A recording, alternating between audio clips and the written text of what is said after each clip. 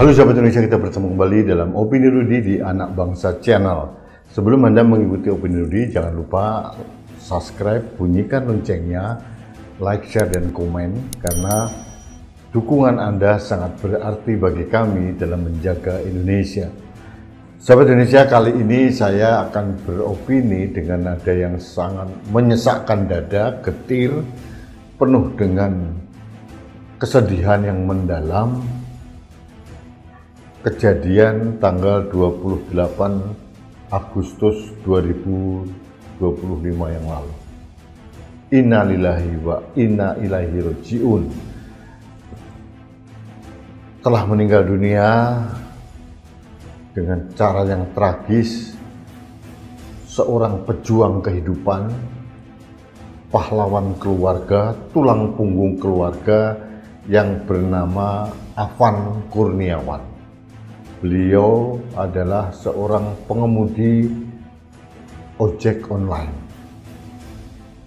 Tempat tinggalnya di daerah Jakarta Barat.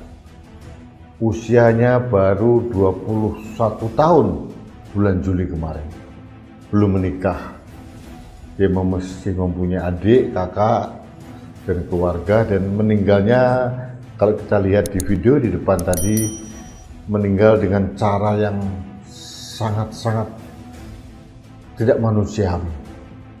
Dilindas oleh mobil rantis atau kendaraan perintis barakuda dari Brimob yang melaju kencang di daerah sekitar rumah susun Bendungan Hilir dalam rangka untuk membubarkan para demonstran yang mulai anarkis.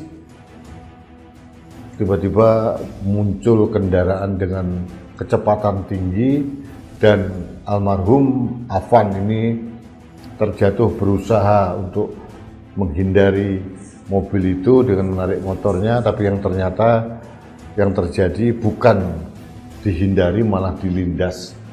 Bahkan konon katanya terseret beberapa meter dari lokasi kejadian, dan membuat yang saya marah dan kita semua marah.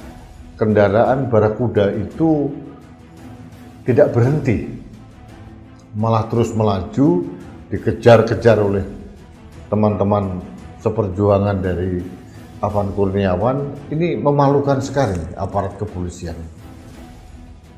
Mungkin mereka ketakutan atau apa, tapi selayaknya mereka harus berhenti, tidak lari begitu saja. Dan ini bukan laka lantas, bukan kecelakaan lalu lintas. Ini kesengajaan penganiayaan berat yang menimbulkan kematian. Saya mengucapkan duka cita yang mendalam kepada keluarga Afan Kurniawan.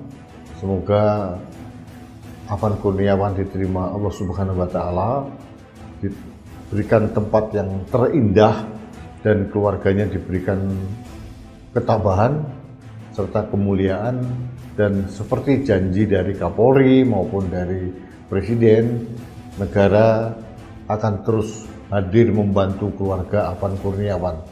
Ini yang kita harus kita dukung, kita dorong. Tapi secara esensi saya bingung dengan perilaku aparat ini. Memang benar, para demonstran agak berlebihan, anarkis. Ini demonstrasi awalnya diinisiasi oleh kelompok buruh, tapi kelompok buruh ternyata dari 10.000 hanya datang 5.000. Alasan dari Said Iqbal, konon itu disebar di seluruh daerah, sehingga yang terkonsentrasi di gedung DPR hanya 5.000. Tapi yang tidak terduga adalah demonstrasi ini ternyata juga menarik minat para pengemudi ojek online dan beberapa elemen masyarakat yang lain, termasuk pelajar dan mahasiswa. Artinya keresahan ini sudah menjadi keresahan kolektif dari masyarakat.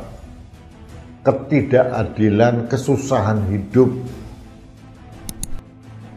ketidakberdayaan ini menjadi perasaan kolektif yang dirasakan rakyat. Di sisi lain, kita sebagai rakyat melihat betapa anggota DPR tidak mempunyai kepekaan sosial, mempunyai penghasilan yang ditunjang dari pajak rakyat dengan angka yang sangat fantastis.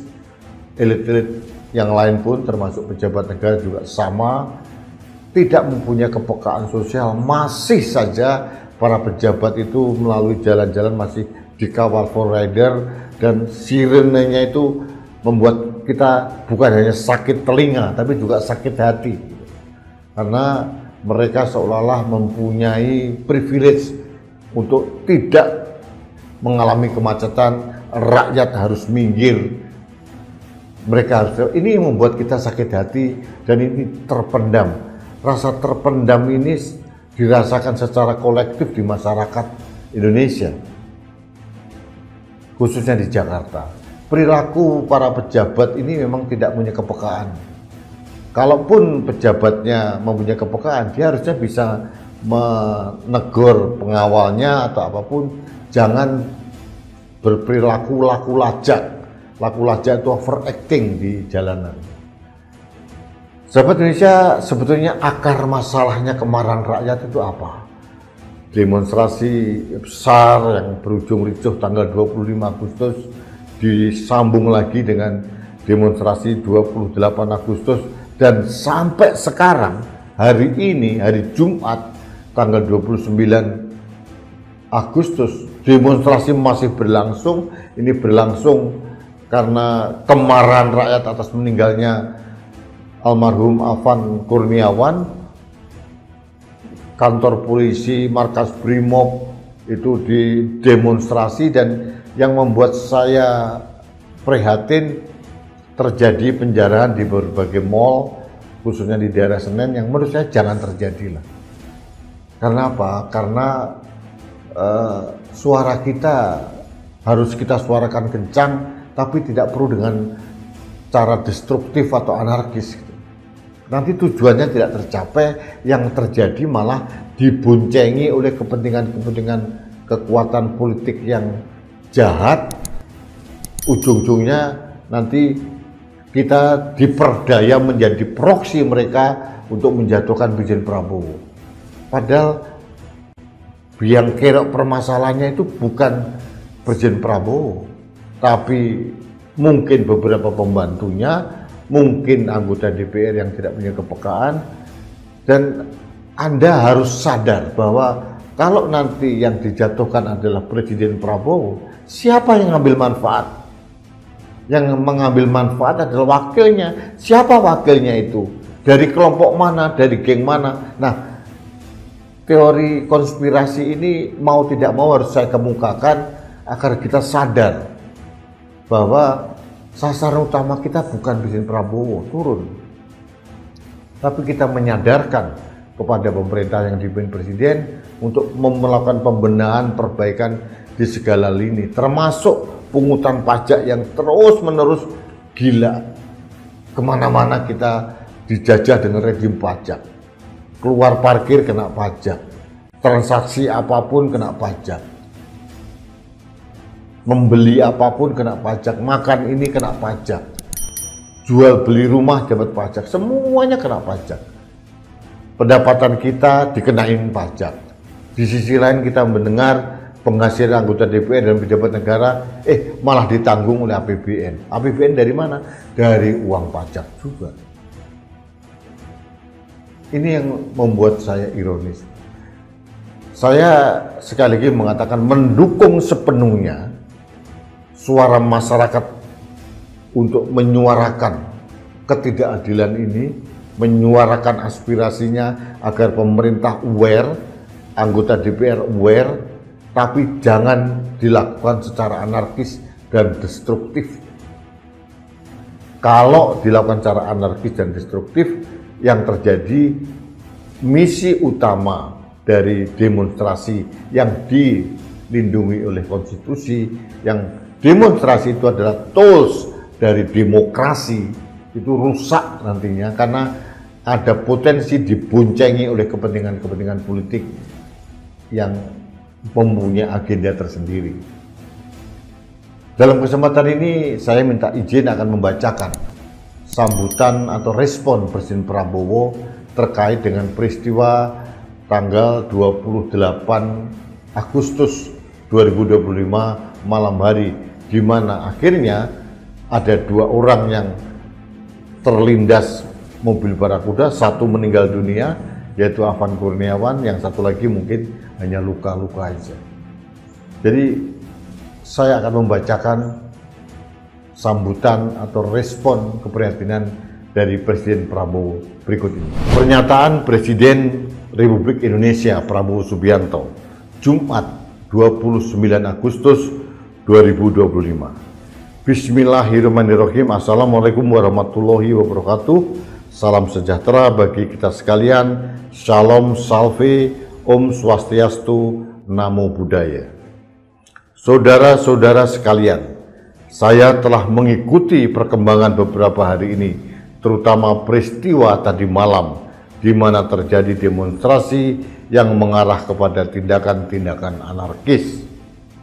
Juga ada peristiwa di mana seorang petugas menabrak pengemudi ojek online yang mengakibatkan almarhum Afan Kurniawan meninggal dunia.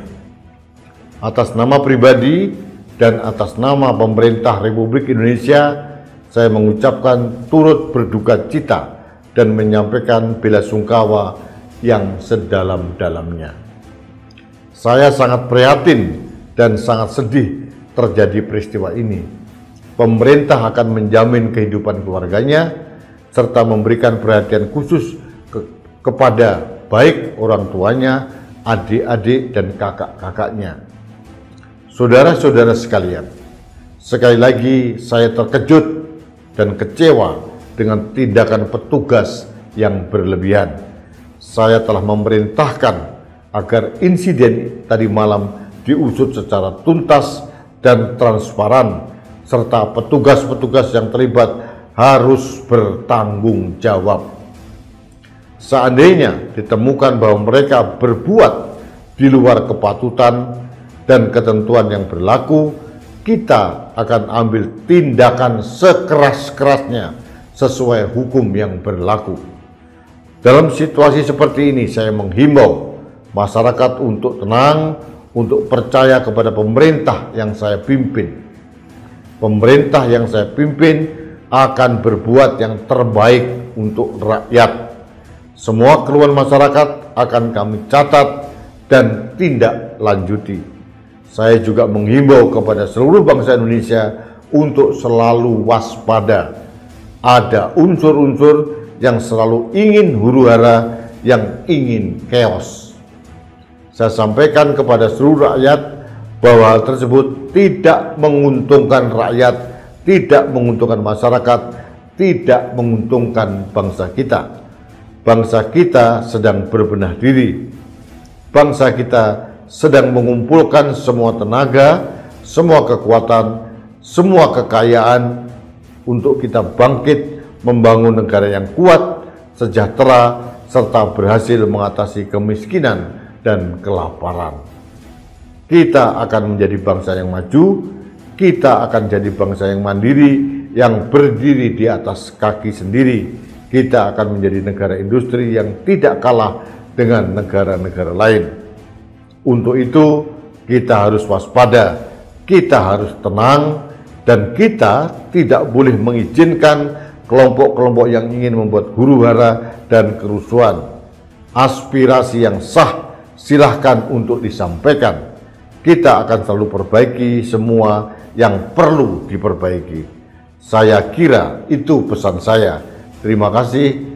Wassalamualaikum warahmatullahi wabarakatuh. Salam sejahtera bagi kita semua. Shalom, Om Santi, Santi, Santi Om. Namo Buddhaya. Terima kasih. Merdeka.